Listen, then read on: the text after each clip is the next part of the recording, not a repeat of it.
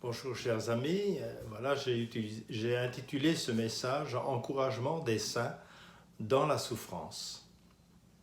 Dans Romains au chapitre 8, à partir du verset 18, il y a trois choses qui encouragent les chrétiens dans la souffrance ou dans l'attente. La première chose, nous avons déjà vu que l'espérance du salut est pour nous un puissant encouragement dans la souffrance et dans l'attente. Puisque nous avons déjà vu cela, je ne vais pas y revenir. Une deuxième chose que nous voyons dans Romains 8 à partir du verset 26. Le verset 26 et le verset 27 en fait. La présence du Saint-Esprit. La présence du Saint-Esprit dans nos cœurs est également un puissant encouragement dans la souffrance et dans l'attente. Alors je lis les deux versets que nous trouvons dans Romains 8, versets 26 et 27. De même aussi, l'Esprit nous aide dans notre faiblesse, car nous ne savons pas ce qu'il convient de demander dans nos prières.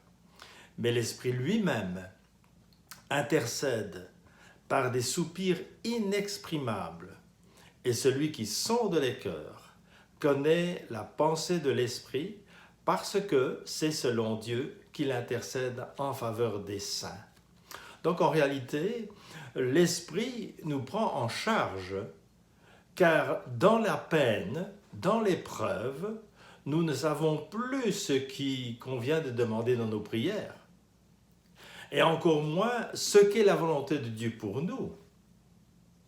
L'Esprit intercède donc pour nous, car il connaît d'une part ce qu'il y a dans notre cœur et que nous ne pouvons pas exprimer à cause de la souffrance ou des moments difficiles que nous passons.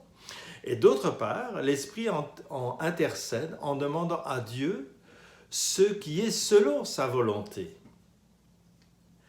Et dans l'état où nous sommes, nous ne savons plus du tout ce qu'est la volonté du Seigneur. On ne perçoit plus vraiment la volonté du Seigneur. Donc une autre faiblesse dans les temps de la souffrance, c'est que nous sommes perdus dans nos pensées négatives. Notre esprit est brouillé.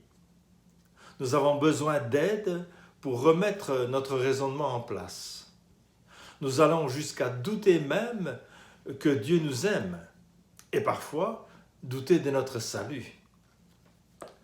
Un autre verset que j'ai pris aussi dans Romains 8 un peu plus avant, il est dit ceci: « Et vous n'avez pas reçu un esprit de servitude pour être encore dans la crainte, mais vous avez reçu un esprit d'adoption, par lequel nous crions « Abba, Père ».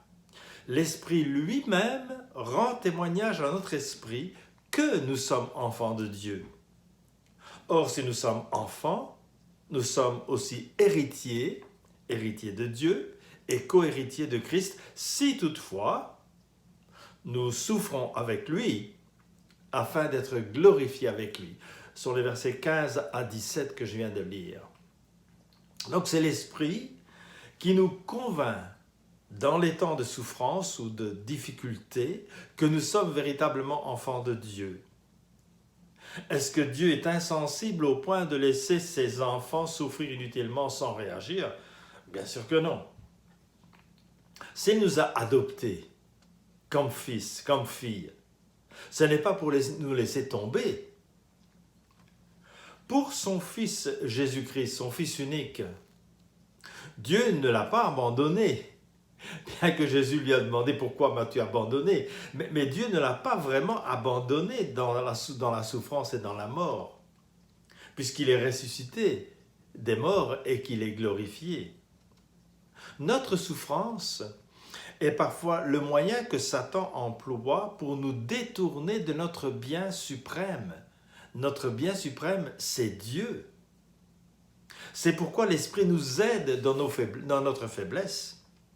Nous avons besoin de rappels constants que Dieu est en contrôle de la situation. Dieu est présent dans toute situation. Dieu est bon, toujours bon. Son amour est constant.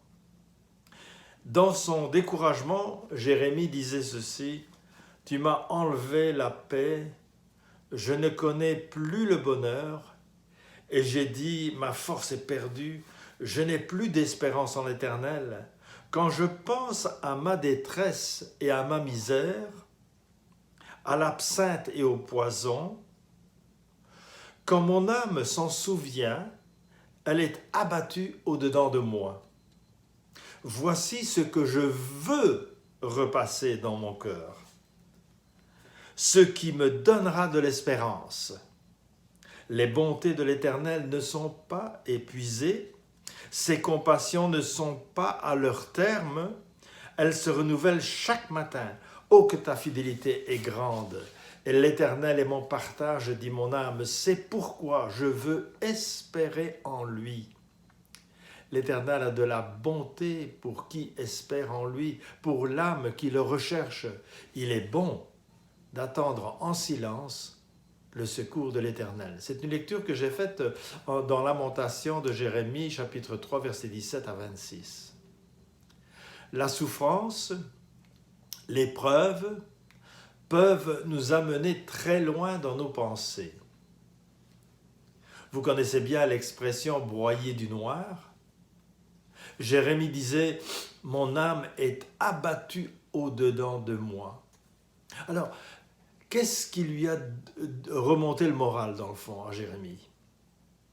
C'est de concentrer ses pensées sur le bien suprême, sur Dieu lui-même. Et c'est pourquoi il a dit, voici ce que je veux repasser dans mon cœur. C'est une chose qu'il faut tout le temps repasser dans son cœur. L'Esprit nous aide dans notre faiblesse. Il y a une troisième chose qui nous donne du courage, qui donne du courage aux chrétiens qui passent par la souffrance ou par l'épreuve. Et l'apôtre Paul le souligne et le dit au verset 28 et puis le 28 et 29 et même 30. Et je lis, « Nous savons du reste que toute chose concourt au bien de ceux qui aiment Dieu, de ceux qui sont appelés selon son dessein, car ceux qu'il a connus d'avance, il les a aussi prédestinés à être semblables à l'image de son Fils, afin que son Fils soit le premier-né de plusieurs frères. » Voilà un troisième encouragement puissant. Toute chose concourt au bien. Alors nous connaissons bien ces versets. Notre vie sur la terre comportera pratiquement toujours de la souffrance, des épreuves, des difficultés, parce que le péché a terni la splendeur de la création de Dieu. Donc l'apôtre Paul donne cette exhortation à ceux qui sont dans la souffrance, dans l'épreuve, dans les difficultés. Ce ne sont pas seulement les bonnes choses qui concourent à notre bien, mais ce sont aussi les souffrances, les contretemps, les difficultés qui concourent à notre bien. Quand il nous dit que toute chose concourt au bien, cela ne veut pas dire qu'il n'y aura jamais d'épreuves, de difficultés, de souffrances. Cela veut dire que les épreuves, que les souffrances travaillent, coopèrent, participent, collaborent pour aboutir au bien des chrétiens. C'est un passage obligé, dans le fond, pour notre bien suprême. Cette exhortation ne s'adresse pas à tout le monde. Elle s'adresse à ceux qui aiment Dieu, aux élus, à ceux qui ont été choisis par Dieu, à ceux qu'il a appelés et à ceux qu'il a justifiés. Nous voyons ça dans les versets 29 à 30. Ceux qui aiment Dieu peuvent lui faire confiance, que ce qui leur arrive a été planifié par Dieu pour leur bien. C'est ça en fait que l'apôtre Paul dit. Autrement dit, Dieu a un dessein parfait pour toi et pour moi. Il nous a appelés en vue de ce plan qui est parfait. Qu'est-ce qui nous permet de douter de la perfection de Dieu, du plan de Dieu, pour nous? Comme le plan qu'il a conçu pour son Fils Jésus, ce plan devait passer nécessairement par la souffrance pour être suivi du bien et de la gloire. Il nous a prédestinés, c'est-à-dire réservés d'avance pour une tâche spéciale, comme il le fit pour son Fils unique, Jésus.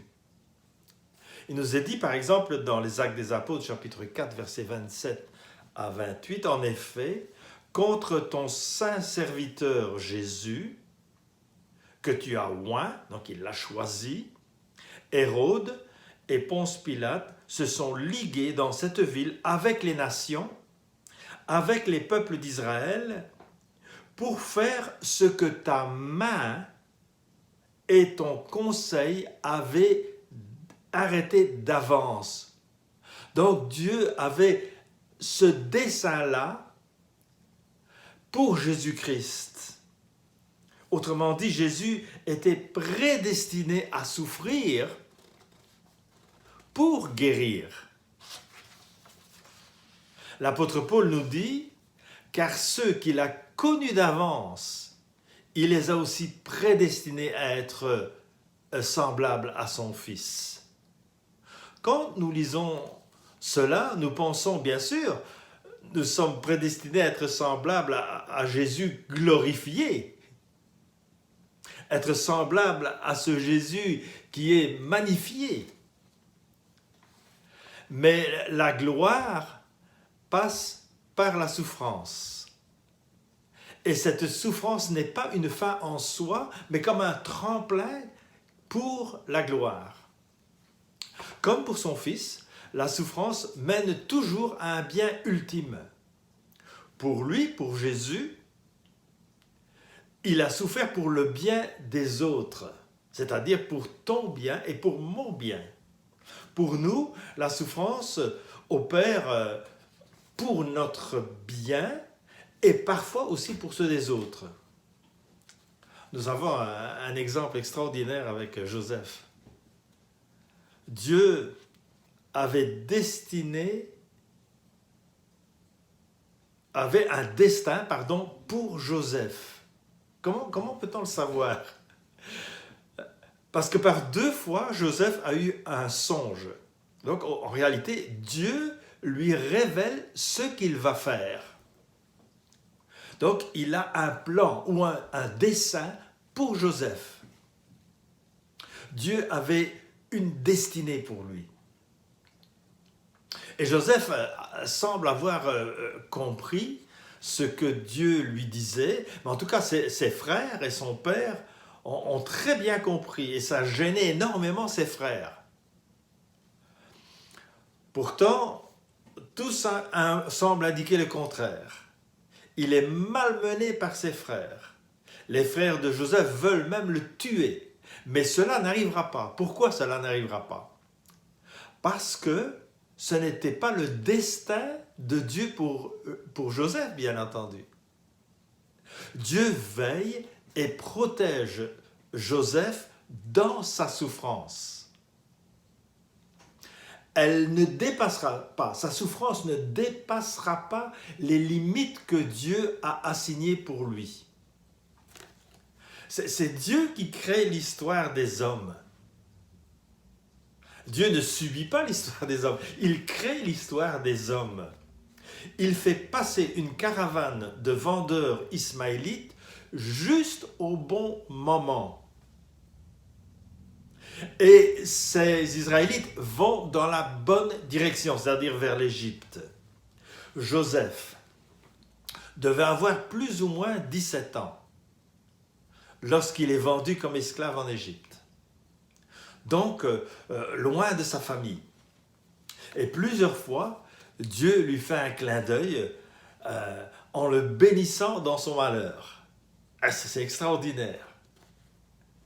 Potiphar, son maître, le met en prison à cause d'une accusation mensongère de sa femme. Et là encore, Dieu le bénit dans son malheur. Il est nommé responsable des prisonniers. Et finalement, 13 ans après avoir été vendu comme esclave, il se retrouve à la tête d'un pays qui n'est même pas le sien. Pendant 13 ans, il a souffert, il a été malmené dans toutes sortes de situations. Mais Dieu l'a protégé, Dieu l'a aidé dans ses malheurs, dans ses difficultés. Et dans sa souffrance, chaque pas l'amène à un niveau plus élevé.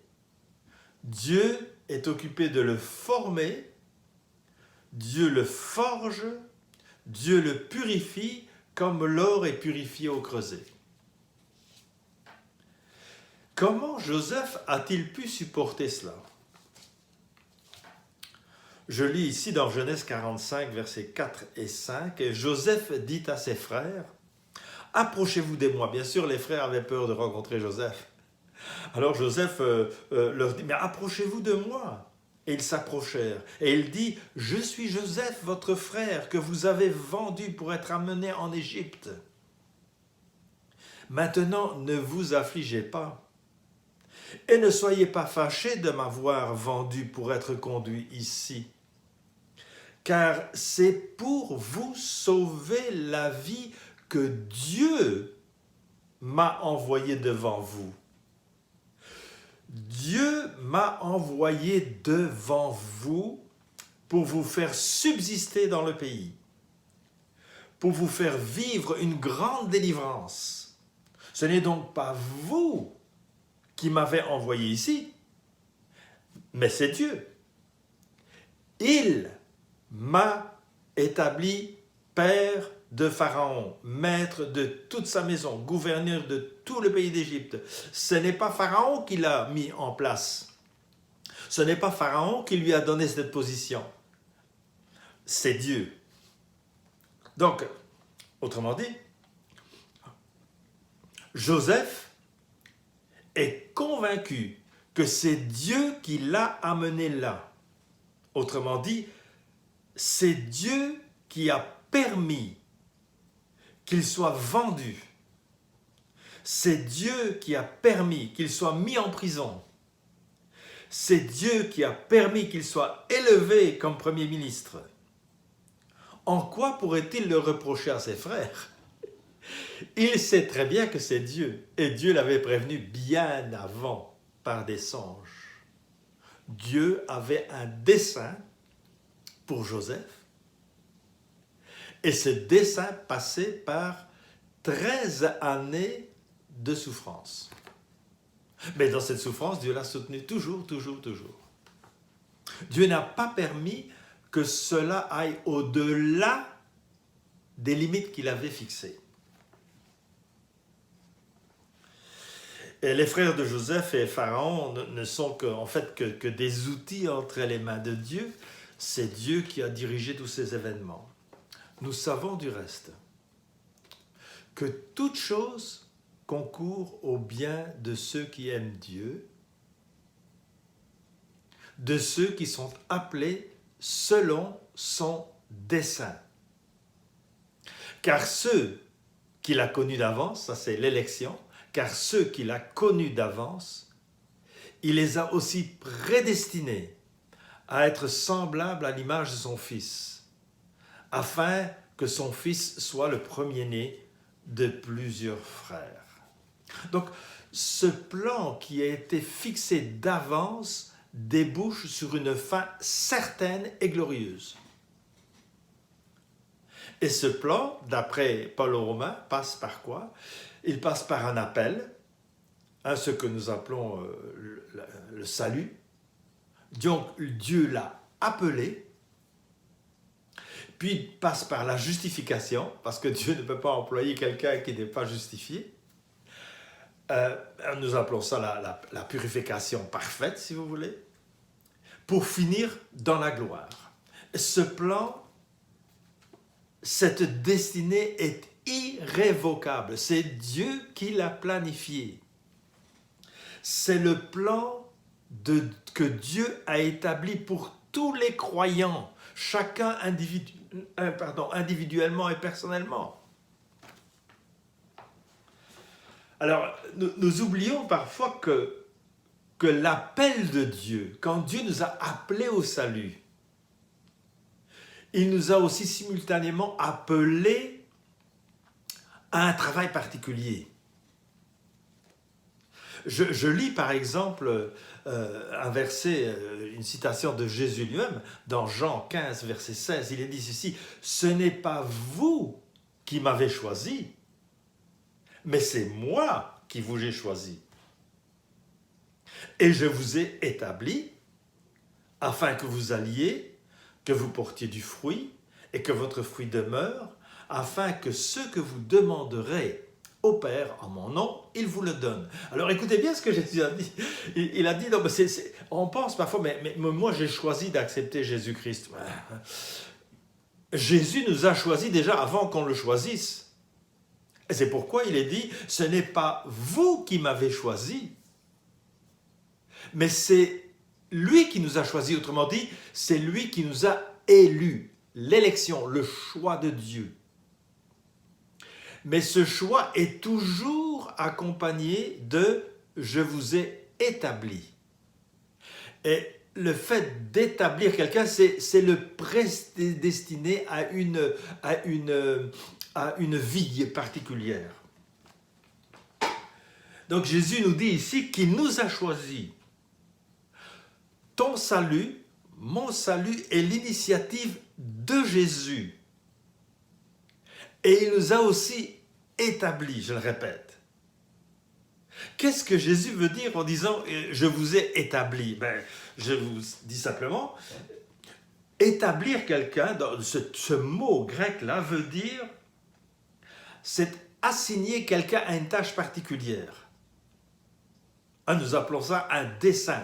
Donc, il y a une tâche particulière que Dieu t'a choisi pour une raison particulière. Pour un dessein, ou on appelle ça la prédestination. Prédestination, c'est une destinée qui a été prédéterminée, si vous voulez. Comme pour Joseph, il a été choisi par Dieu, mais il a été prédestiné aussi à cette vie, aussi à ces éléments difficiles. Quand on parle de souffrance, on ne parle pas de souffrance qui est le résultat des bêtises que nous avons commises. Donc, nous savons du reste que toute chose concourt au bien de ceux qui aiment Dieu, de ceux qui sont appelés selon son dessein. Car ceux qu'il a connus d'avance, il les a aussi prédestinés à être semblables à l'image de son Fils, afin qu'il soit le premier né d'entre plusieurs frères. Il y a deux éléments que nous ne devons pas oublier. Et je les souligne. Je l'ai déjà fait, mais je les ressouligne. Le premier élément, je le trouve dans 1 Corinthiens chapitre 10, verset 13. 1 Corinthiens chapitre 10, verset 13. Il est dit ceci, « Aucune tentation ne vous est survenue qui n'ait été humaine. Et Dieu, qui est fidèle, ne permettra pas que vous soyez tentés au-delà de vos forces. Mais avec la tentation, il préparera aussi le moyen d'en sortir, afin que vous puissiez la supporter. » Alors, il faut dire que le terme ici, qui est traduit par tentation, perasmos, est traduit dans Jacques, par exemple, dans l'épître de Jacques, comme épreuve. Donc, le terme tentation ici peut être traduit par épreuve. Donc, on relit le texte avec le mot épreuve à la place de tentation. Aucune épreuve ne vous est survenue qui n'ait été humaine, et Dieu, qui est fidèle, ne permettra pas que vous soyez tentés au-delà de vos forces. Mais, avec l'épreuve, il préparera aussi le moyen d'en sortir, afin que vous puissiez la supporter. Donc, c'est intéressant de voir que l'affirmation de Paul, c'est que Aucune épreuve ne sera au-delà de vos forces.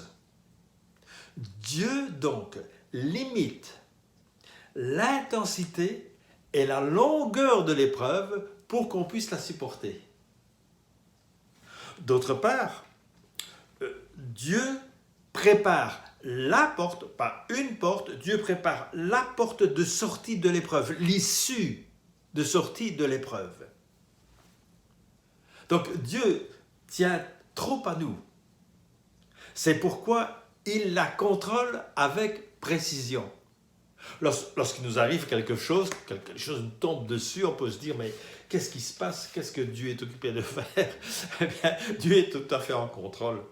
Dieu permet l'épreuve, il permet la souffrance, mais Dieu la contrôle parfaitement. Parce qu'il te connaît, il me connaît. Il la contrôle parfaitement. Donc c'est la première chose qu'il ne faut pas oublier. Deuxième chose, je lis un verset dans 2 Corinthiens, chapitre 4, versets 16 à 18. 2 Corinthiens, chapitre 4, versets 16 à 18. Et je lis le verset comme suit. C'est pourquoi nous ne perdons pas courage. Lors même que notre homme extérieur se détruit, notre homme intérieur se renouvelle de jour en jour. Car nos légères afflictions du moment présent produisent pour nous, au-delà de toute mesure, un poids éternel de gloire, parce que nous regardons non pas aux choses visibles, mais à celles qui sont invisibles. Car les choses visibles sont passagères et les invisibles sont éternels. Waouh, quel verset! C'est exactement comme le grain de blé, hein? Le grain de blé qui tombe en terre, et il souffre dans une certaine manière, il souffre même jusqu'à la mort. Mais qu'est-ce qui se passe après? Il produit bien des choses bien plus grandes. Ce n'est plus seulement un grain qui va pousser au bout de la tige, mais c'est beaucoup de grains qui vont pousser autour de la tige. Vous vous souvenez que Jésus a même pris cet exemple et il a... Dans le même contexte, on voit ceci, celui qui voudra sauver sa vie la perdra, et celui qui la perdra à cause de moi la retrouvera. Si le but est d'être comme Jésus, notre homme extérieur doit se détruire pour faire place à l'homme intérieur. Notre souffrance ne peut qu'être passagère. C'est juste pendant un temps. Et Paul nous dit qu'elle produit pour nous un bien éternel. Bien que pour le moment ça semble insupportable, elle produit pour nous un bien éternel. La fin de l'homme extérieur, c'est la mort, bien sûr, on le sait. On le sait, c'est indiqué depuis la Genèse, depuis le premier homme, c'est la mort. Avec tout ce que ça comporte, parfois de souffrance. Au plus je meurs, au plus je vis vraiment. Au plus je meurs, au plus je vis vraiment. La présence de Dieu est notre bien ultime, notre futur éternel. Donc je résume tout ce que j'ai dit jusqu'à présent. Le premier point, nous l'avions déjà vu dans une autre séance, l'espérance du salut. Ça nous encourage terriblement, l'espérance du salut.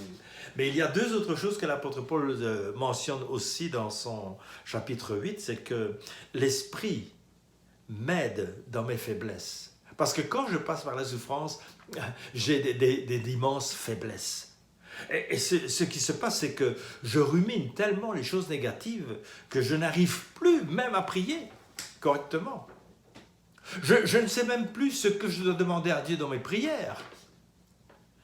Je ne sais plus quelle est la volonté de Dieu pour moi. Comment je pourrais faire une prière selon la volonté de Dieu? Mais l'Esprit nous aide dans nos faiblesses.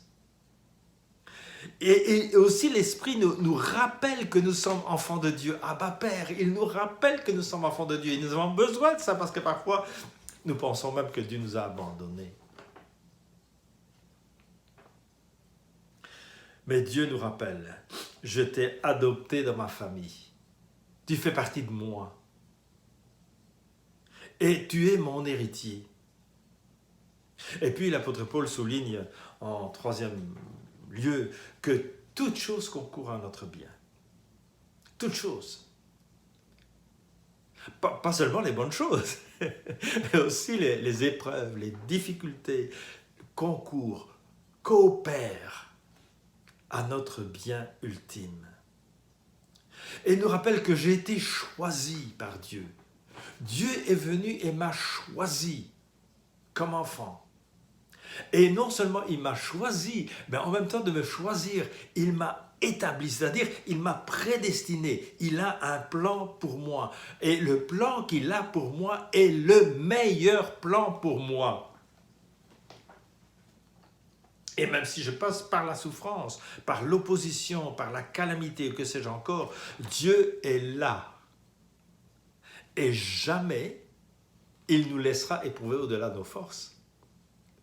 Et en plus, alors qu'il a préparé cette épreuve pour moi, il a aussi préparé en même temps le moyen d'en sortir.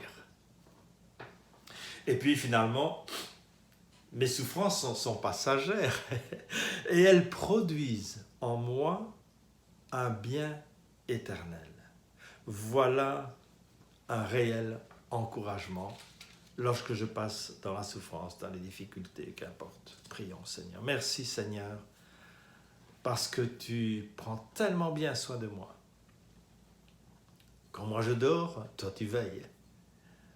Tu connais mes besoins. Tu sais par quoi je passe. Seigneur, merci de prendre soin de moi. Merci aussi de ce que tu as prévu, des difficultés, pour mon bien, pour ma croissance. Je te remercie, Seigneur. Merci de m'avoir adopté comme ton enfant. Merci de ce que je suis héritier du roi des rois, du Seigneur des seigneurs, co-héritier avec Christ. Que ton nom soit béni. Aide-moi, Seigneur, à regarder vers toi dans les moments difficiles, à compter sur toi, à avoir confiance en toi. Au nom de Jésus. Amen.